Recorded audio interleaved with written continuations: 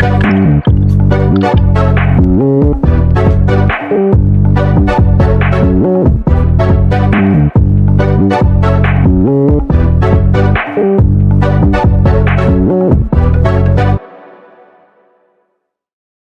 le grand théâtre du football africain, le match des quarts de finale de la Coupe d'Afrique des Nations 2023 entre le Mali et la Côte d'Ivoire s'est transformé en une tragédie comique où le destin semblait avoir un sens de l'humour plutôt cruel, surtout pour les Maliens. Imaginez un peu la scène.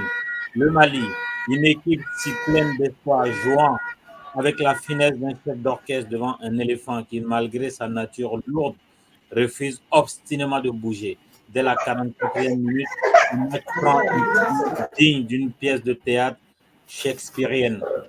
Les Ivoiriens réduits à 10, mais les Aigles du Mali, même en supériorité numérique, ne parvenant pas à transformer leur domination en victoire. C'est un peu comme essayer de convaincre un éléphant campé sur ses positions de participer à une danse bêtée. Malgré une domination technique, tactique et territoriale, les Maliens ont trouvé le moyen de confirmer qu'un plafond de verre sont faits pour rester intacts. Surtout ce qui sépare les aigles des éléphants en phase finale de la Coupe d'Afrique des Nations.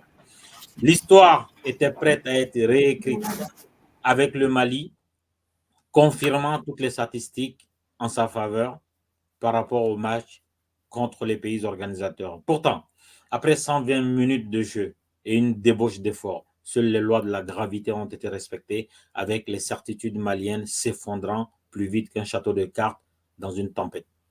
La victoire était si proche que les Maliens pouvaient presque la goûter. Mais le football, dans sa cruauté infinie, a rappelé que rêver n'est pas suffisant.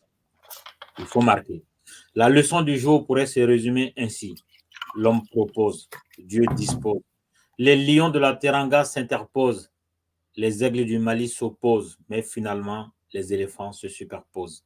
La Côte d'Ivoire, cette équipe bénie sur ces terres, semble avoir un pacte avec le destin, se relevant à chaque fois qu'on la pense finie.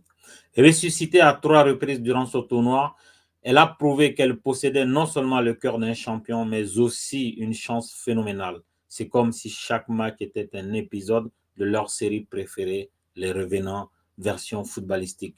Quant au Mali, peut-être qu'il est temps de reconsidérer ce surnom de Samata Serré, signifiant l'aigle qui porte l'éléphant. Après tout, si après 60 ans de tentatives, l'aigle ne parvient pas à soulever ne serait-ce qu'un poil sur le dos de l'éléphant, peut-être qu'il est temps de faire un nouveau baptême et changer de nom. Ou peut-être juste faire un peu plus de musculation. Félicitations dues à Eric Schell et ses joueurs qui, malgré les résultats, continuent de progresser.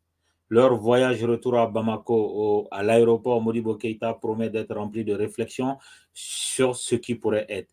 Mais comme le dit le proverbe, après la pluie, c'est le beau temps. Et pour les Maliens, espérons que le soleil brillera un peu plus fort après cette tempête d'émotions. Enfin, le football continue de nous enseigner que la victoire est souvent insaisissable. Les certitudes sont faites pour être remises en question et parfois, les éléphants volent plus haut que les aigles, surtout quand le jeu se déroule sur la terre ferme de Côte d'Ivoire. L'ascenseur émotionnel dans toute sa splendeur a été celle qui a été vécue par les Maliens aujourd'hui. Bienvenue à tous dans Team Cannes 2023.